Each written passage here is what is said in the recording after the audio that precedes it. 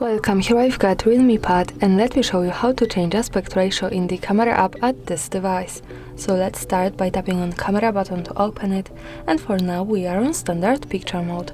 From here let's go to right corner button so we can open camera settings, and now in camera category we can find photo aspect ratio. You can pick also here video aspect ratio as you need. Now let me tap to photo one.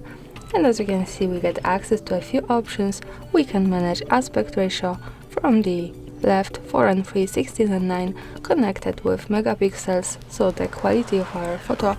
And of course I suggest you to keep it on the best possible option, which is 8 megapixels to 4 and 3 and 6 megapixels to 16 and 9. And that's all. Thanks for watching, subscribe our channel and leave the thumbs up.